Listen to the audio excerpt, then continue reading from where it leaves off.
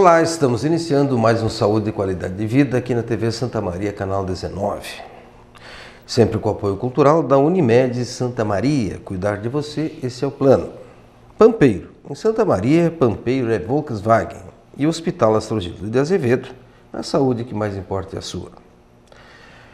Hoje eu tenho um prazer muito grande de trazer aqui no nosso estúdio da TV Santa Maria um colega de turma, da turma de 1979.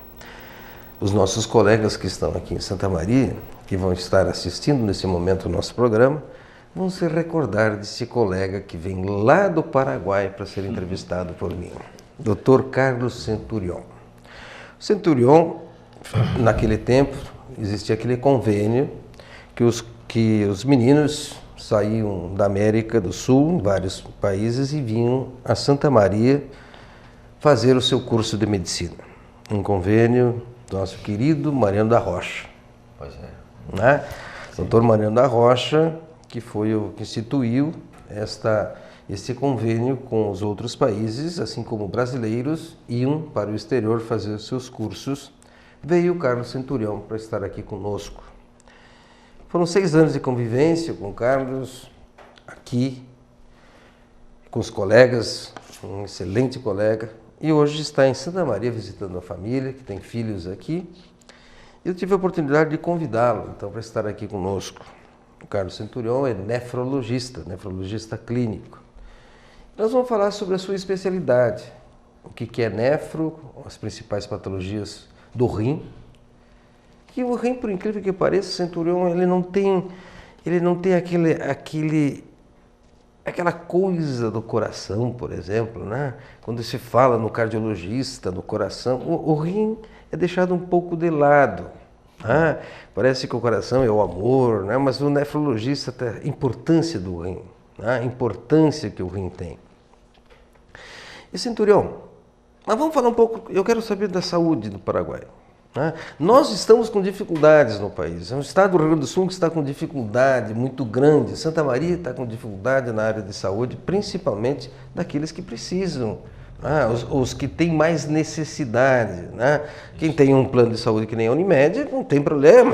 Tem os seus especialistas, tem os seus hospitais e tem toda a gama de exames e cirurgias necessárias para resolver o seu problema.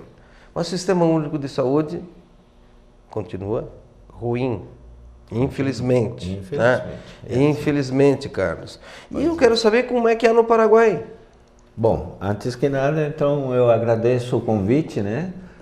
Muito contente de estar aqui com a audiência. E continua com o bom português. Continuo falando um portunhol, né? Portunhol. E visitando a família, como tu disse, e na verdade que regionalmente pouca coisa mudou. Enquanto a que tu falou, a saúde, a oportunidade que tem o pessoal de fora, a assistência à saúde. No Paraguai, nesse momento, a cobertura é pobre. Você vai encontrar a Unimed, vai encontrar a SUS, vai estar tudo centralizado na capital. SUSC? Não, eu estou falando... daqui? Daqui. Lá no Paraguai é o INPS, Instituto Nacional de Previdência Social. Mas esse instituto dá muito pouca cobertura, só aos associados, né? E o resto fica de fora. Quem toma conta do resto é o Ministério da Saúde Pública, que também tem muito déficit de cobertura em saúde. E o resto do povo, bom, nós temos uma curiosidade geográfica, vou falar assim, porque o pessoal que não tem muita oportunidade vai para a Argentina, porque nós fazemos limite com a Argentina no sul, então vai às cidades do sul. Tu está falando naquela região de Encarnação? Não, do lado do Rio Paraguai. Do lado do Paraguai. Ali você tem Formosa, tem Corrientes. Então o povo encaminha-se para lá. Pouquinho mais para suleste seria Encarnação. Passar para Posadas. E que vem bem para oeste, vai para Foz do Iguaçu, no Hospital Costa Cavalcante. É um centro de referência onde o povo vai para solicitar assistência.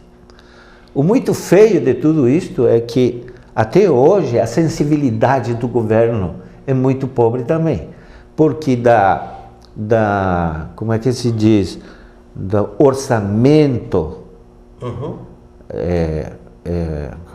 estou traduzindo, o orçamento em dinheiro do país por ano, somente 10% para a saúde e 10% para a educação, que é uma coisa infinitamente pequena para tomar conta da saúde do povo no Paraguai. Sim, você fala em 10% de um orçamento que já é baixo. Que já é baixo, claro, é muito baixo. Você sabe que a medicina de alta complexidade, você não vai pagar nunca com 10% do orçamento. Não consegue. Nunca. Não consegue. Não consegue. E quando coloca os 10%? E quando colocam. Pelo menos aqui também, né? Existe a legislação que é obrigada a colocar o percentual, mas infelizmente não é colocado. Não. Mas você trabalha em Assunção, você saiu de Santa Maria direto para Assunção, fez a tua especialização e trabalha em Assunção. Assunção é diferente que nas fronteiras? Sim, Assunção é muito diferente. Assunção é uma metrópole. Sim. É capital da República do Paraguai. Sim. É uma Porto Alegre. É muito semelhante. E a outra particularidade é que todas as atividades econômica, cultural, que seja, a vida se concentra tudo em Assunção. E você consegue tudo lá. Tu sai da Assunção e ali já começam os graves problemas, em todo sentido. Você diz então que os grandes hospitais, complexos hospitalares, não estão no interior do Paraguai, mas estão todos localizados na capital, Assunção. Estão todos. Isso nós conseguimos melhorar no país. A medicina de alta complexidade você vai encontrar só em Assunção. Depois, aquela medicina paliativa, aquela medicina, como é que se diz, simples, ali é só isso por fora. E como eu te disse, se não consegue ir para Assunção, esse pessoal está obrigado a migrar para a Argentina ou Brasil para o leste. Não tem Deus. E Carlos, hoje a América, os países da América são países hoje governados mais pelos partidos de esquerdas, né? Com ideias mais socialistas ou outras coisas mais em cima disso. Só que não conseguiram transferir isso para a área de saúde. Né? E aqui no Brasil, as contratações de médicos de outros países para exercer essa medicina de baixa complexidade aqui no nosso país. Lá no Paraguai, existe também importação de médicos para baixa complexidade, como está sendo feito isso? Parece que você adivinhou o status quo do Paraguai, né? Claro, nós temos um grupo de gente que o Estado contratou, o pessoal que vem de Cuba, da Habana. Sim. E esse pessoal, o Ministério de Saúde Pública pegou e levou, por exemplo, eu vou te dar nomes e depois eu te explico. Leva a Cupé, leva numa cidade 70 quilômetros, um pouco mais afastada de Assunção, 100 quilômetros, norte, sul, leste e oeste. E vai colocando assim em cidades pequenas para a atenção, vamos se falar de atenção primária à saúde. Que isso é extremamente importante. É muito importante. Saúde materno-infantil, vacinação, atenção primária à saúde. E esse é o pessoal que se encarga de fazer isso, o que vem de fora. Mas não só de Cuba, tem gente que vai da Bolívia, alguns argentinos da fronteira, alguns brasileiros também que moram, porque tu conhece a faixa, o litoral de Paraguai, a fronteira de Brasil. O Paraguai tem uma comunidade muito grande de brasileiros. Sim, claro. Santa Rita, Cidade Leste, Alto Paraná, os brasiguaios. Sim, que naquela época florida do Paraguai, os colonos colonizaram todo esse litoral. Até por incentivo do governo paraguaio naquele momento. Sim, né? Senhor. Foi e que assim, agora, infelizmente, o governo de lá está querendo expulsá-los de lá. Isso é verdade. Por que vocês estão querendo expulsar os brasileiros que foram lá dar alimento para os paraguaios? Não, isso não é verdade. Isso é política, como eu digo, como se diz, não me vem na cabeça o termo que eu vou utilizar, para desestabilizar o governo de turno. E você falou em governo socialista. Veja só, o Paraguai é o único país de centro-direita neste momento em toda a Latinoamérica. Sim. Depois, toditos são socialistas. E a filosofia socialista também você conhece. Muita saúde e muita educação. Mas você também falou a verdade, que eles não conseguiram transferir essa política, essa filosofia de ter melhor saúde e melhor educação. E você sabe, isso é tangível, isso nota-se que isso não foi assim, um fenômeno e que está causando muito desconforto. O pessoal já não está feliz com o governo de esquerda. Você também sabe disso. Você trabalha num hospital de grande porte, né? de alta complexidade. Sim. Transplantes renais, transplantes cardíacos, então é um hospital de alta complexidade. Né? Mas nós sabemos que para manter um hospital de alta complexidade, Centurião, só com muito recurso. Sim. Certo? Verdade. Então a pergunta que eu te faço, esse hospital que você trabalha, ele tem convênios, atende particulares e atende também o setor público? Bom, eu vou te falar de dois hospitais. Sim, tu trabalha em dois hospitais. Sim, o Hospital da Previdência Social, que eu te falei. Esse hospital tem muito dinheiro, é um seguro que tem muito dinheiro. É por isso que ele consegue dar resposta para quem é desenvolver medicina de alta complexidade e dar resposta ao seu assegurado e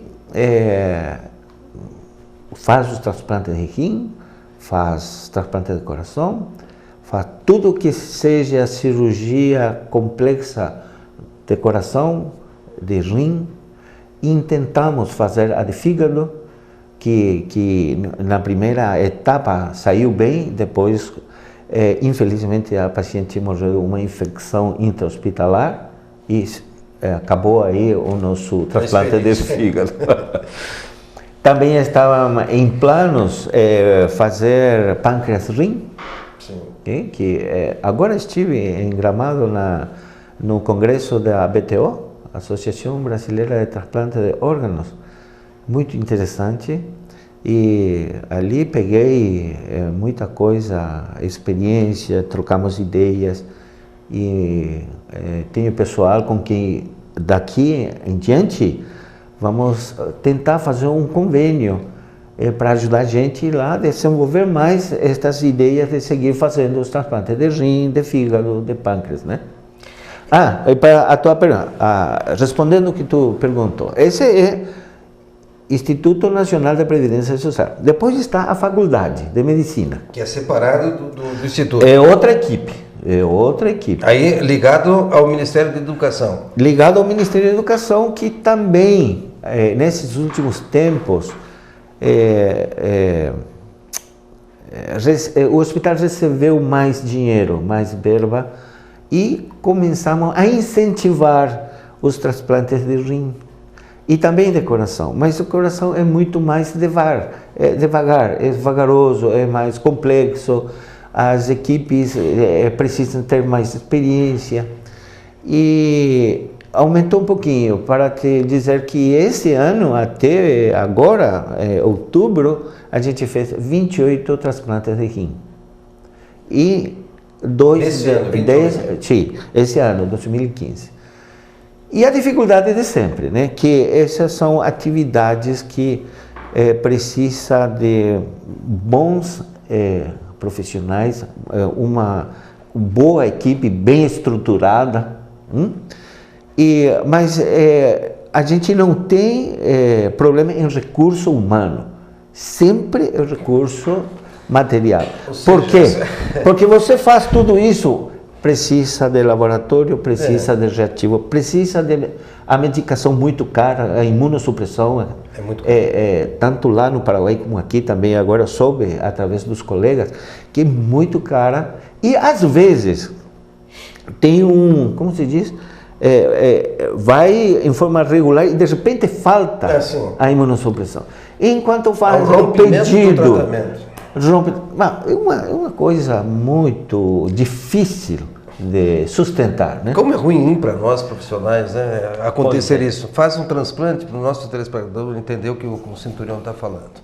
Faz um transplante, por exemplo, de coração ou de rim, mas de rim, vamos chegar lá na tua área, tá? Do transplante de rim. Né? Tem que dar toda a medicação, a cirurgia saiu bem, o paciente está brilhante, está desenvolvendo bem, vamos dizer que ele está aceitando um novo rim, aí não tem medicação para dar depois.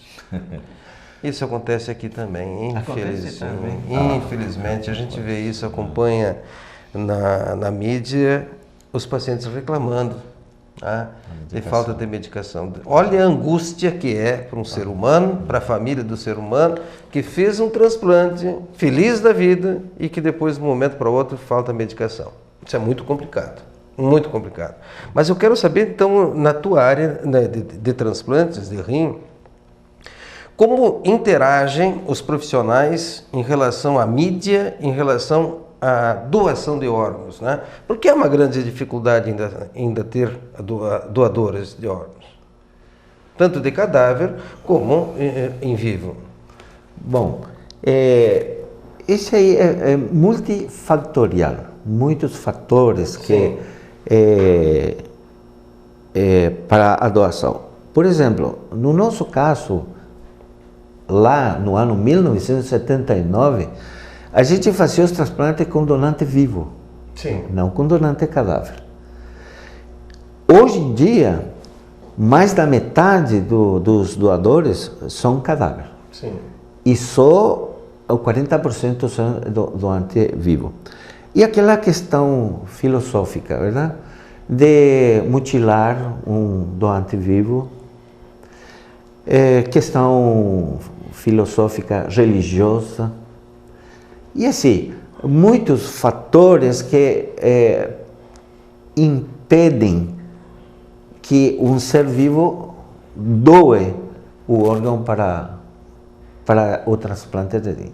Não é o caso do transplante cadáver. Claro. O donante cadáver, você já sabe, é morte encefálica, paro cardiorrespiratório, e se esse doador falecido, assim se chama agora, doador falecido, não tem uma contraindicação absoluta para ser doador, por exemplo, que tenha HIV, ou seja, hepatite C, B, ou tenha uma neoplasia, então não pode. Mas tem doantes com critério expandido, que chama-se de critério expandido, porque pode ter certa proteinúria, perde proteína pela urina, pode ser um hipertenso moderado.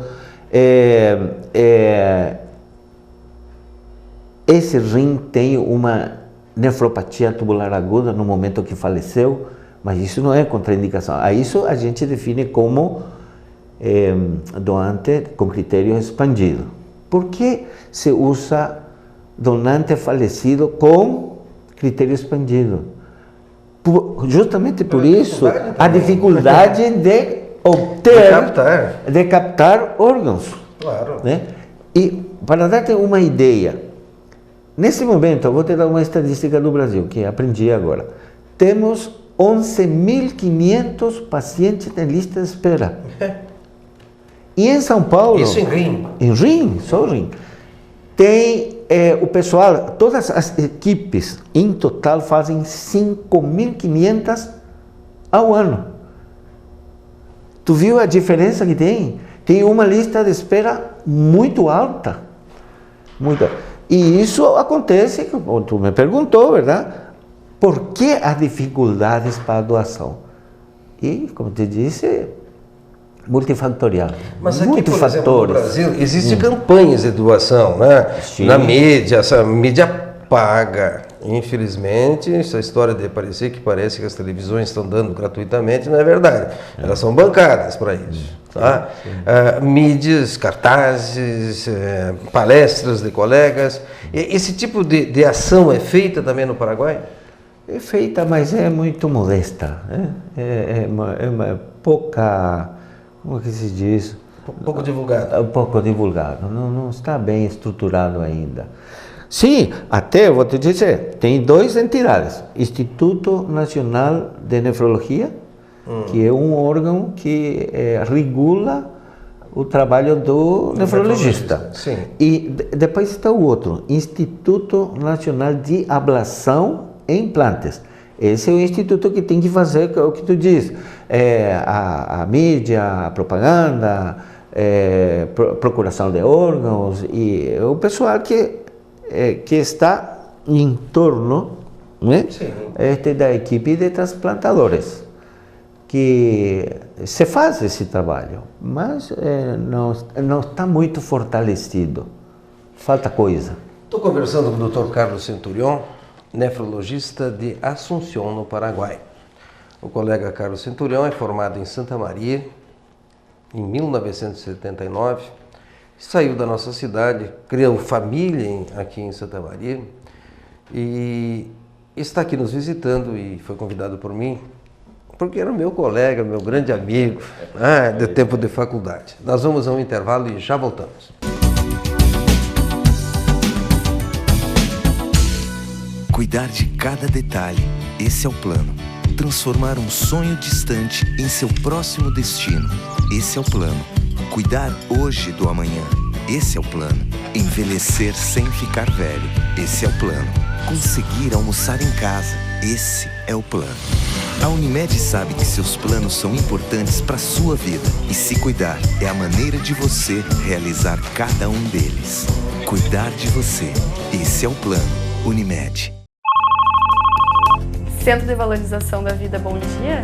Estou aqui para lhe ouvir. Os voluntários do CVV Santa Maria prestam um serviço de apoio emocional gratuito e sigiloso a todos que desejarem compartilhar seus sentimentos. A revolução em design e tecnologia já chegou na Pampeiro. Chegou o Up, o subcompacto da Volkswagen, produzido no Brasil por quem gosta de ousar. Tudo nele é Up. Venha conhecer toda a segurança, potência e economia deste modelo. Passe na Pampeiro e faça um test drive no novo subcompacto da Volkswagen. Conheça o Up, um carro planejado especialmente para o seu jeito de ser, está esperando por você na Pampeiro.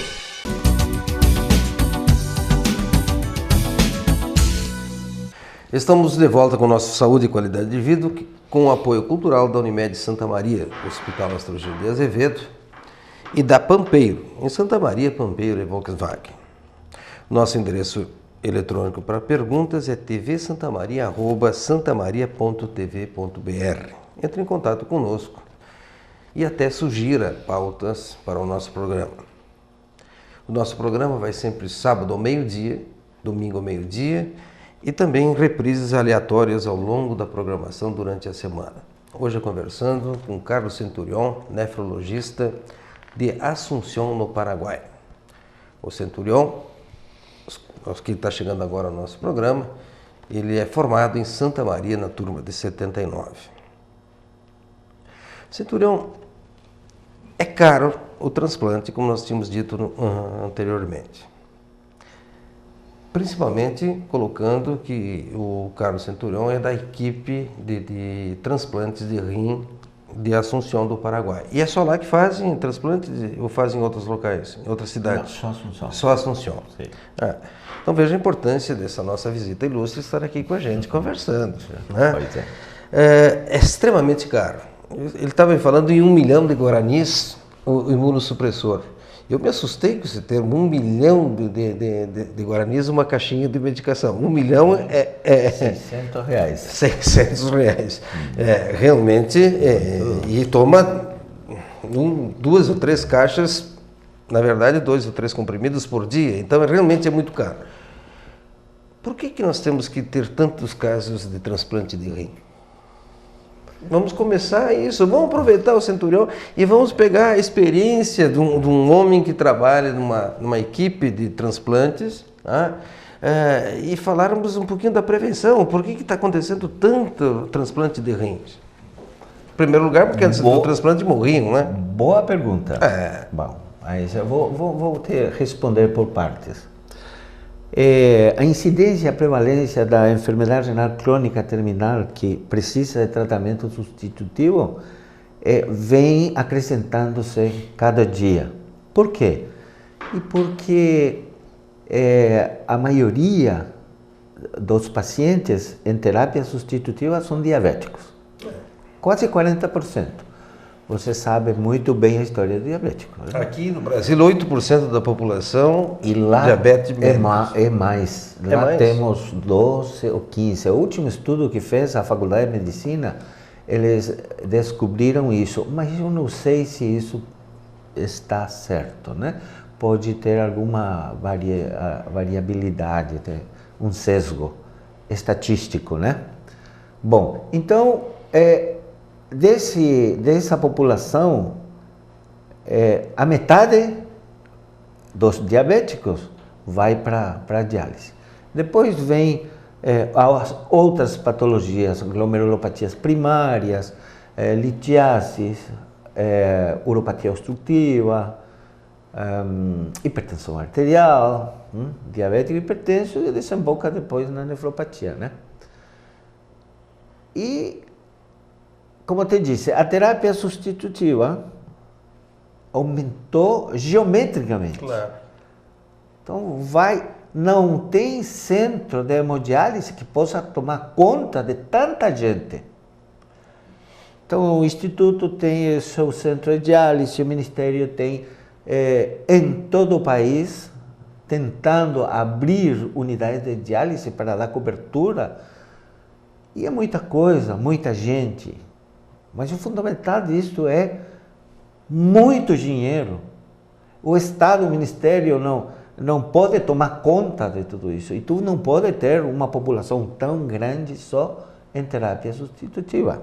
Sabendo muito bem que as comorbilidades e o desfecho de viver um longo tempo em diálise, você está apostando a morte. Essa é a etapa final. É isso mesmo. Então, por isso que é muito importante desenvolver e potenciar o transplante.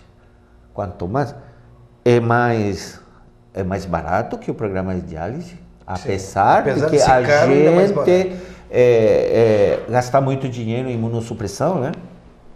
Se você tem um excelente plano de transplante, com o tempo, você faz a conta e é muito mais barato. E a qualidade de vida. Claro. A reinserção desse sujeito, e se é jovem, ao trabalho, à família, aos seus filhos, à comunidade, ao país, tudo, né? Porque é como eu te disse, uma recuperação do indivíduo com o transplante. Isso já é filosófico. O melhor tratamento da doença renal crônica terminal de diálise é o transplante de rim. Categórico. Você está colocando de uma forma bem precisa, né? E você está falando realmente da qualidade de vida. Um homem que fica lá, uma mulher que fica em hemodiálise por anos, ela tem dificuldade. Infelizmente, isso não é verdadeiro. Apesar de ela viver com tranquilidade, até porque está vivendo com os seus companheiros, fazer um transplante realmente é a indicação. Você falou em glomerulonefrite. Tenta explicar um pouquinho para nós. Com o teu português, que por sinal você não esqueceu do teu português, né? Você está falando muito bem. Anos, 35 anos faz. Não diz isso, senão vamos chamar de velho. Pois é, A doença renal, a inflamação dos rins, a gente define como uma glomerulonefrite. Uma inflamação que pode ser uma inflamação aguda, uma lesão aguda do rim ou uma lesão crônica. Vamos falar da lesão aguda. Aí, patologias, doenças agudas do rim, por exemplo, a mais conhecida que qualquer clínico trata é a glomerulonefrite pós-infecciosa. Sim. É a estreptocócica, né?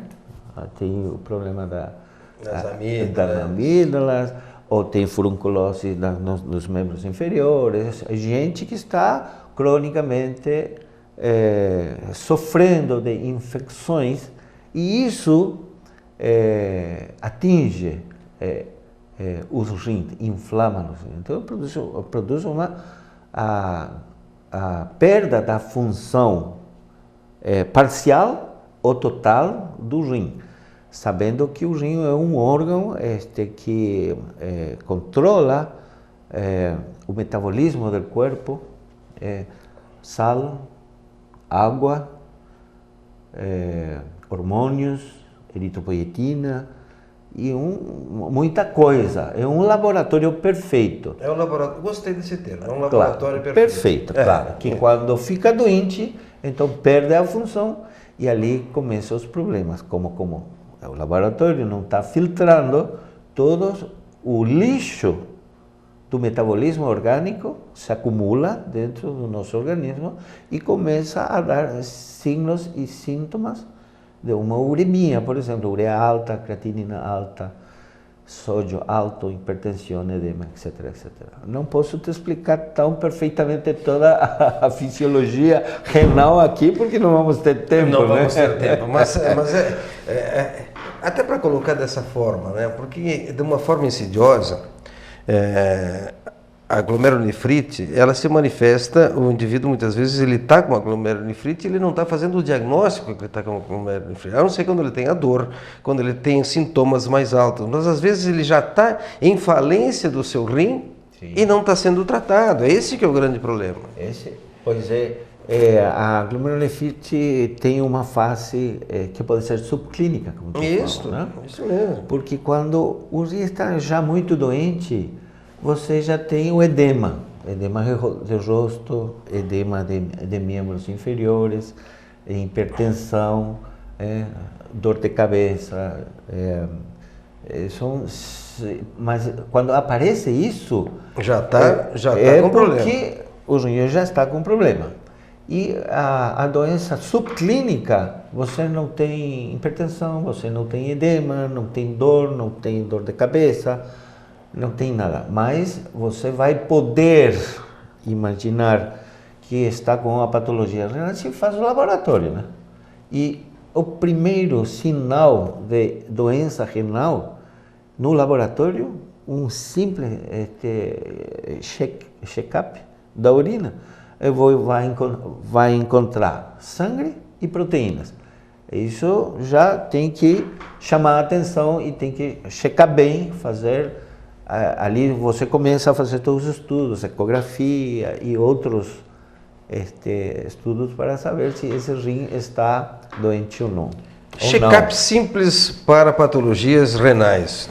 Exame comum de urina, ureia, creatinina, ultrassom se for necessário, ou os três? Não, tem que fazer tudo. Ultrassom também. Sim. Inclui ultrassom.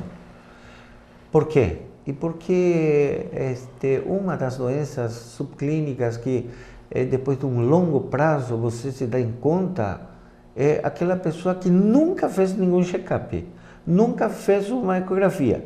E já no momento você faz e encontra que ele é monorreno, tem só um rim.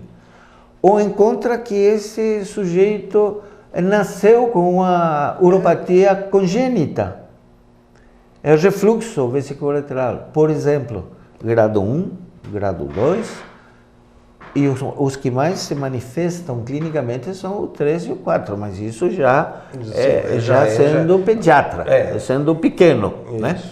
E você encontra coisas raras assim, a poliquistose renal, por exemplo, também é outra coisa, duplicação do sistema escritor, e você vai encontrar só fazendo estudo, porque isso é assintomático.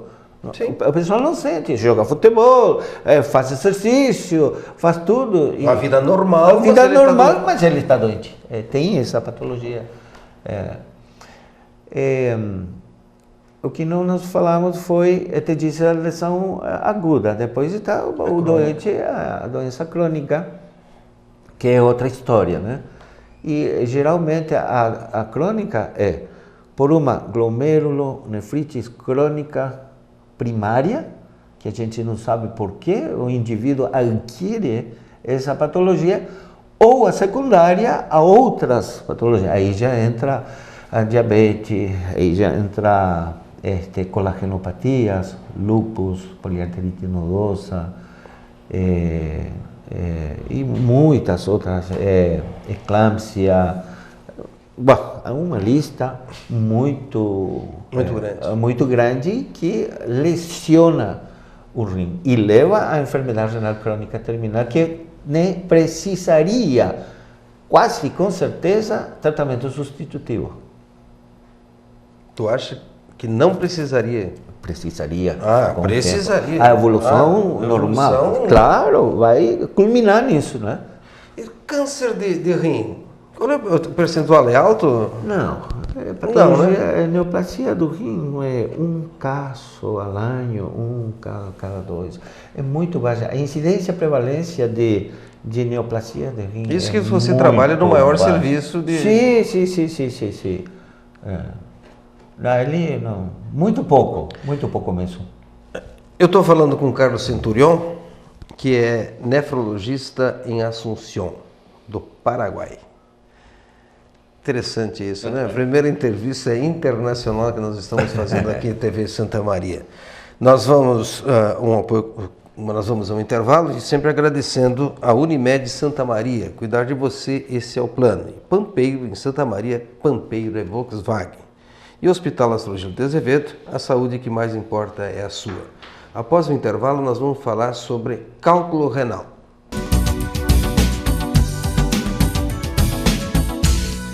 A revolução em design e tecnologia já chegou na Pampeiro. Chegou o Up, o subcompacto da Volkswagen, produzido no Brasil por quem gosta de ousar. Tudo nele é Up. Venha conhecer toda a segurança, potência e economia deste modelo. Passe na Pampeiro e faça um test drive no novo subcompacto da Volkswagen. Conheça o Up, um carro planejado especialmente para o seu jeito de ser, está esperando por você na Pampeiro. Centro de Valorização da Vida Bom Dia, estou aqui para lhe ouvir. Os voluntários do CVV Santa Maria prestam um serviço de apoio emocional gratuito e sigiloso a todos que desejarem compartilhar seus sentimentos. Cuidar de cada detalhe, esse é o plano. Transformar um sonho distante em seu próximo destino, esse é o plano. Cuidar hoje do amanhã, esse é o plano. Envelhecer sem ficar velho, esse é o plano. Conseguir almoçar em casa, esse é o plano. A Unimed sabe que seus planos são importantes para a sua vida e se cuidar é a maneira de você realizar cada um deles. Cuidar de você, esse é o plano. Unimed.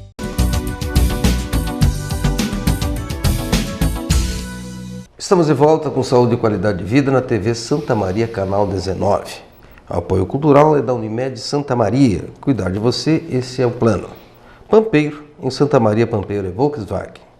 Hospital Astrogil de Azevedo, a saúde que mais importa é a sua. Confira sempre os nossos programas no sábado ao meio-dia, no domingo ao meio-dia e reprises aleatórias durante a semana. Hoje conversando com o nefrologista Carlos Centurion. Sempre dizendo, Centurion, nosso colega de turma do Paraguai, e sempre ressaltando aquelas ideias magníficas do Dr. Mariano da Rocha. Santa Maria foi um berço para a formação de vários colegas da América do Sul. Né? Os nossos colegas da Nicarágua, as Marias, né? Porque nós tínhamos 5 ou 6 Marias, né? Todas elas da mesma estatura, e que vinham de Honduras, Paraguai, Costa Rica. O colega aquele de Costa Rica, como é que era o nome dele? Costa Rica, não.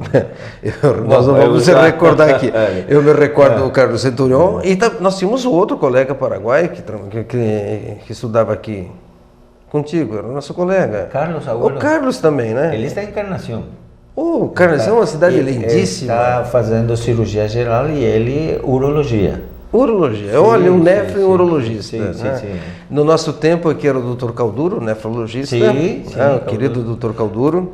E era o Dr. Selim, o urologista, o Dr. Aracman. Sim. E o Dr. Centeno, que chegou depois. Eram os 3 urologistas principais ligados à universidade nessa cadeira.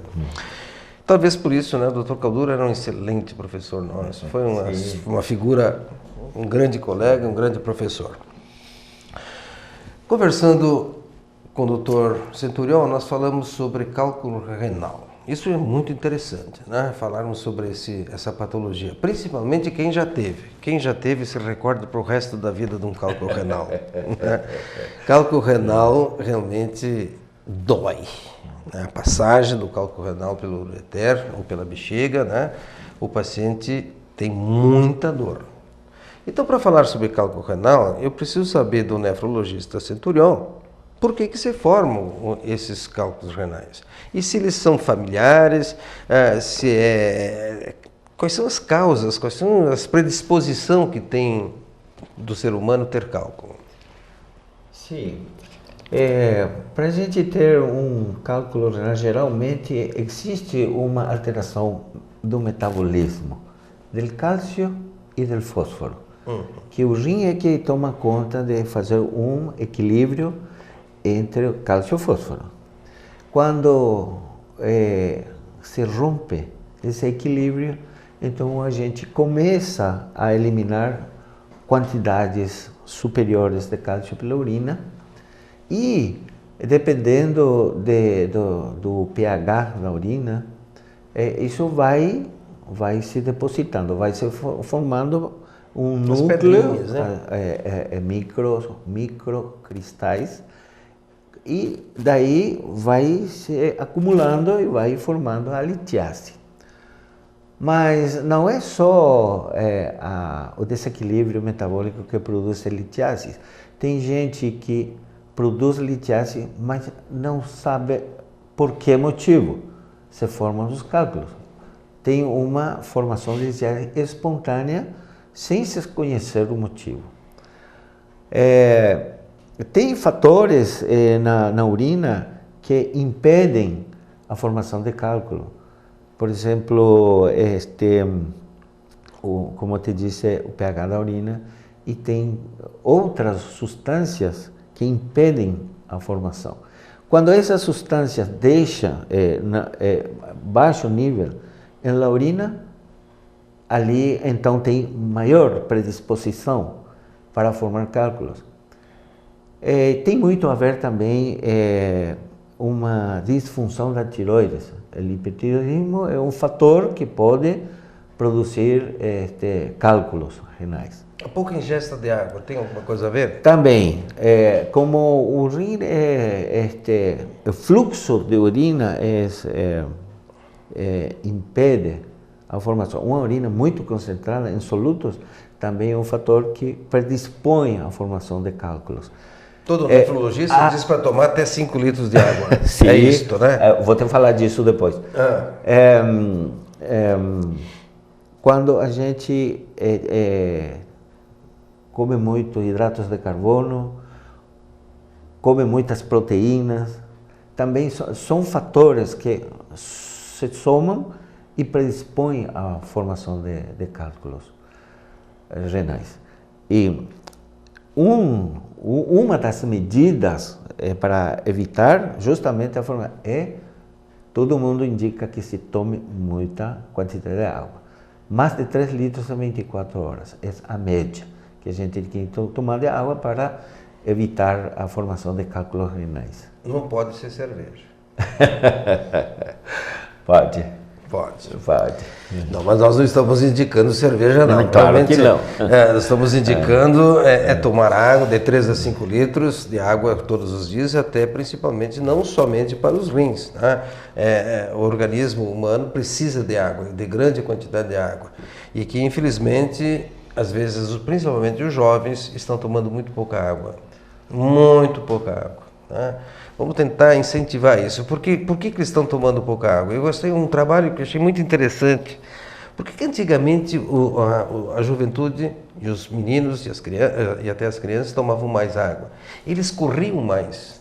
Eles tinham esportes em que faziam esforço físico. Né?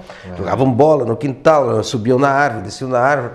Hoje eles estão no telefone, no tablet. Né?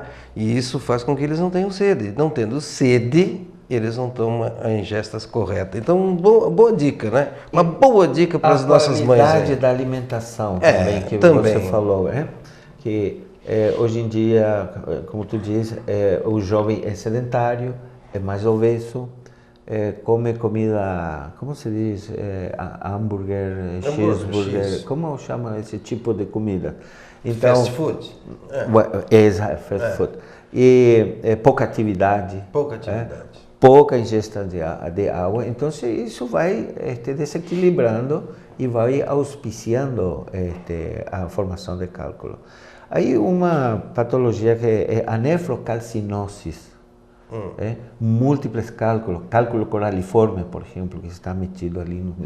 Tudo isso é em decorrência do que eu te falei, e estou tentando falar simples para que o pessoal entenda, né? Alteração do metabolismo, que quebra esse equilíbrio e começa a formação de cálculos. Tratamento do cálculo lá no Paraguai. É mundial o tratamento, né? É a mesma coisa. É cirúrgico, é bombeamento, é tratamento clínico. Infelizmente, tratamento clínico um pouco. Se o cálculo é grande, não consegue tirar. Como é que vocês fazem? Bom, o cálculo que tem um diâmetro de mais de 3 centímetros de diâmetro, 5, né? Já não pode fazer tratamento clínico, tratamento médico. Né? Ali, então, já vai a uma indicação cirúrgica. E nós temos as 3 modalidades. Né? Se for muito grande ou se for coraliforme e se está indicada a cirurgia, é a céu aberto. Tem que abrir e tirar. Aí depois faz a plastia, a pieloplastia, tudo isso. Se for único... Não, pode fazer por via endoscópica também. Aí isso vou, né? A outra forma é a videolaparoscópica, né? Então, mas tem que ser não cálculos múltiplos. Tem que ser um ou 2. Não pode fazer uma videolaparoscopia com um colariforme, por exemplo, ou muitos. E aqueles que estão nessa faixa, entre os 3 centímetros de diâmetro ou está 10 milímetros, então ali faz a litoptrícia extracorpórea, como tu falou em português, bombeamento de som. Bombeamento de som, ali que também se faz, essa é a indicação. E, como te falei, se são menores, então você tenta eliminar, dando muito líquido, muita água, mais de 3 litros por dia, analgésicos, anti-inflamatórios e fundamentalmente antiespasmódicos. Indica caminhar, ficar em posição ortostática, caminhar um pouquinho, né? Nunca deitar, caminhar, ficar de pé. Então, para que você, com a bomba de água, ajuda a eliminar o cálculo, se for pequeno e se tem possibilidade de... Lipotripsia realmente é uma técnica hoje mundial, né? Lipotripsia. Extracorpórea. E esse é o bombeamento que tu falou. Isso. É uma técnica, em outros termos. Né? É uma técnica hoje conhecida, como reconhecida. É que se diz? Pulveriza, fragmenta. Então, vai fragmentos pequenos, que pode ser residual, alguns ficam. Não é que no primeiro ato vai tudo. Então, faz primeiro e depois vai checando, né? Bueno, e se em 24 horas tem outro surto de dor, faz de novo a radioscopia, a ultrassom, e se você vê aí algo residual, então vai para a segunda sessão, e às vezes é preciso fazer 3 sessões para eliminar todo o cálculo. Uma pergunta, Carlos. Sim. Por que as patologias de rim dão hipertensão? Ou levam à hipertensão, que é o termo mais correto? Bem, o rim, como eu falei a princípio, maneja o metabolismo de muitas coisas. E dentro do rim, há um sistema que regula justamente a hipertensão arterial. E esse sistema se chama sistema de renina, angiotensina, aldosterona. Isso. São substâncias que normalmente o rim, em condições normais, tem equilíbrios e não produz hipertensão. Por exemplo, uma dosagem de renina basal normal não produz hipertensão. Também a aldosterona, renina, angiotensina e aldosterona, níveis. Agora bem, quando acontece algum problema de funcionamento renal, há uma desrelação dessas moléculas e sobe a renina e desencadeia. É uma cadeia de sucessos metabólicos hormonais que desencadenam a hipertensão arterial. Esse é o mecanismo. Alto nível de renina, angiotensina, aldosterona igual a hipertensão arterial. Mas isso já está te falando que esse rim já está com doença. Já está começando com alguma patologia que a gente tem que descobrir qual é.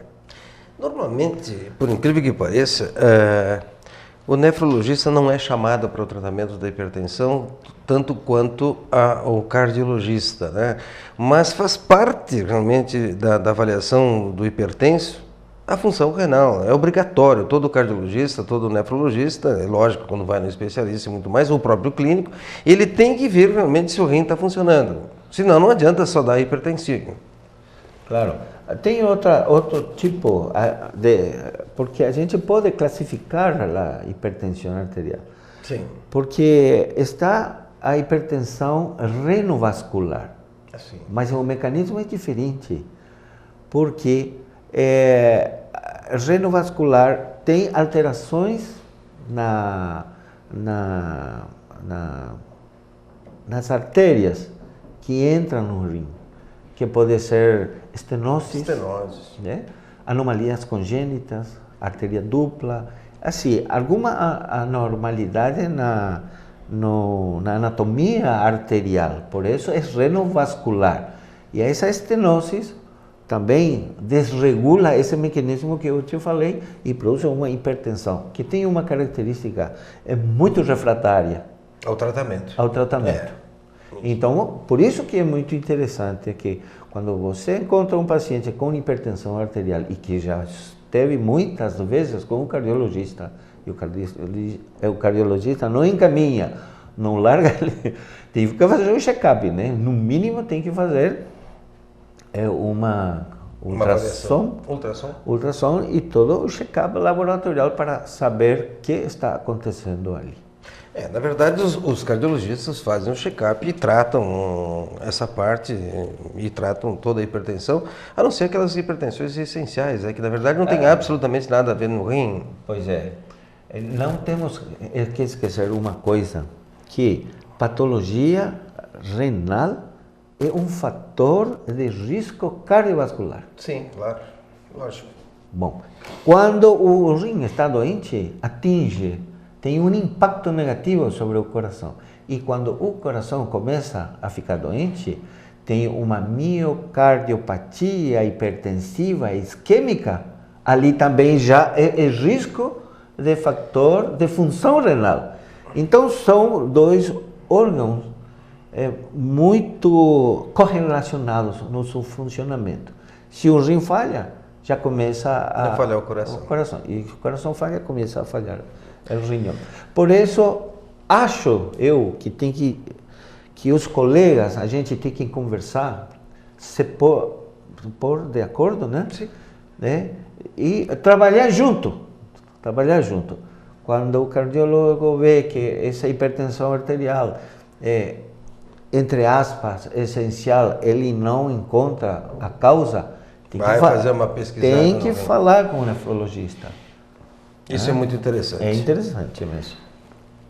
Carlos Centurion, da melhor turma formada em Santa Maria, turma de 79. Nós temos vários colegas aqui da nossa turma que vão assistir o nosso programa na TV Santa Maria e vão se recordar do Centurion. Centurion era um bom jogador de futebol. Alguns colegas têm a marca até hoje do futebol do Centurion. Né? Quero agradecer, Centurion, por estar aqui comigo. Eu que agradeço. Agradecer a tua entrevista, agradecer a Unimed Santa Maria, a Pampeiro e ao Hospital Astrogildo de Azevedo. E a você, telespectador, que ficou conosco ouvindo essa entrevista com o Dr. Carlos Centurion. Até a semana que vem.